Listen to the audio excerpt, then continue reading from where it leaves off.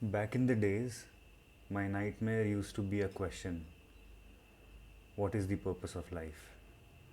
Why am I existing the way I am? Why things are the way as they are?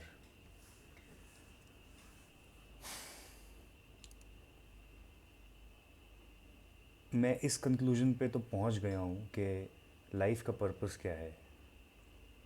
इस question का answer without any बायस के नहीं मिल सकता, और objectively किसी भी आंसर पे पहुंचने के लिए, खासकर इस आंसर पे पहुंचने के लिए, आई थिंक इस क्वेश्चन को स्पिरिचुअली और मटेरियली दोनों एंगल्स से एनालाइज करना बहुत इम्पॉर्टेंट है।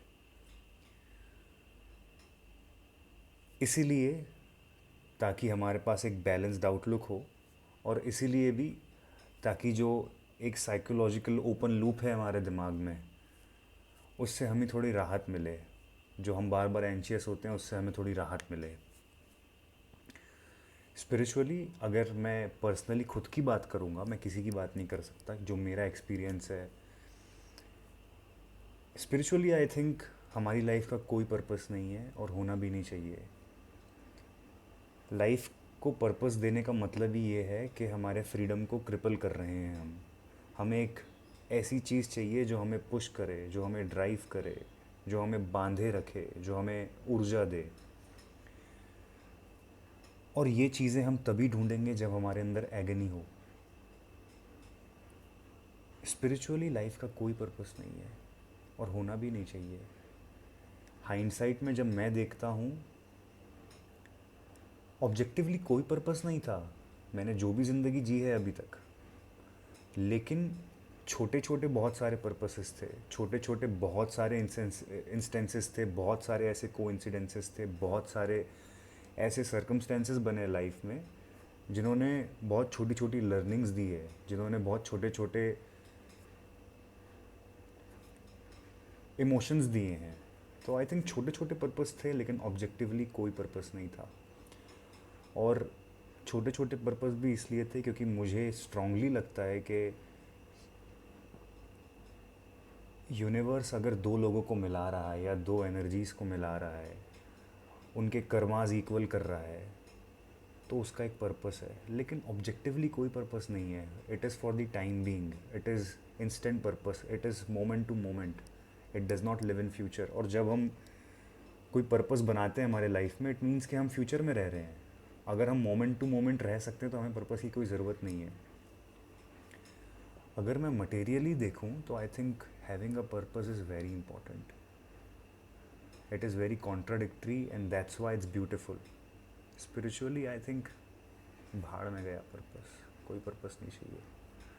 Materially I think having a purpose is very important, क्योंकि वही तो एक चीज़ है जो मुझे काम करने की ऊर्जा देगा, वही तो एक चीज़ है जो मुझे ड्राइव करेगा, वही तो एक चीज़ है जो मुझे रिस्पॉन्सिबल बनाएगा। रिस्पॉन्सिबल खुद के लिए भी, और जिन लोगों से मैं कनेक्टेड हूँ, जो फैमिली है, जिन लोगों से मैं प्यार करता हूँ, उनके प्रति। पर्पस इसलिए भी इम्पोर्टेंट है ताकि एक डायरेक्शन रहे लाइफ में। इसलिए भी इम्पोर्टेंट है ताकि मैं खुद के बिहेवियर के लिए अकाउंटेबल रहूँ, नहीं तो मैं सब कुछ डालते रहूँगा कि नो पर्पस, क्या ही करें। आई थिंक एक बैलेंस्ड आउटलुक होना बहुत इम्पॉर्टेंट है, as long as we are concerned about our purpose. और समय समय पे आंसर्स बदलते रहते हैं, समय समय पे वी इवॉल्व, समय समय पे हमारे बिलीव्स भी बदलते रहते हैं, क्योंकि the most beautiful thing about belief is we always look for better ones, we always look for the ones which satisfy our ego in a better way. मुझे लगता है लाइफ का पर्पस ये है कि कोई पर्पस ही नहीं है। लाइफ की मीनिंग ये है कि we can not give any meaning to the life. और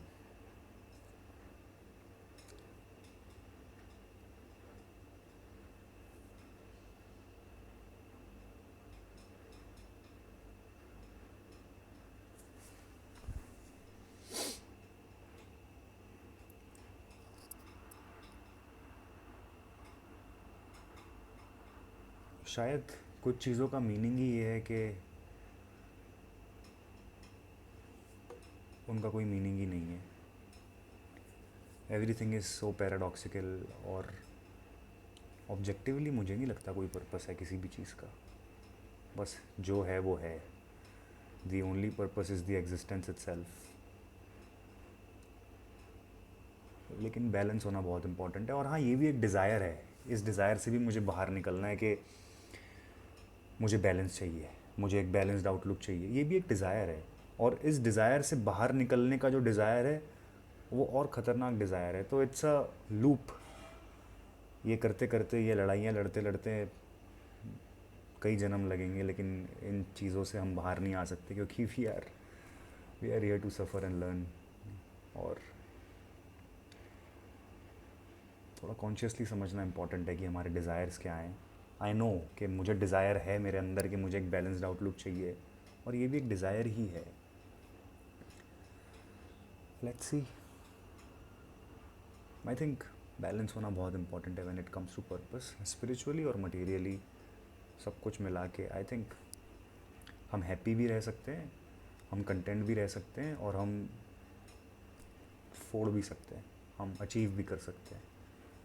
किसी भी एक डायरेक्शन में ज़्यादा नहीं जाना है. मतलब ऐसा रहे तो बेटर है. बहुत ज़्यादा स्पिरिचुअल, एकदम कम मटेरियल, बहुत ज़्यादा spiritual, doesn't make any sense. Balance. Bye bye.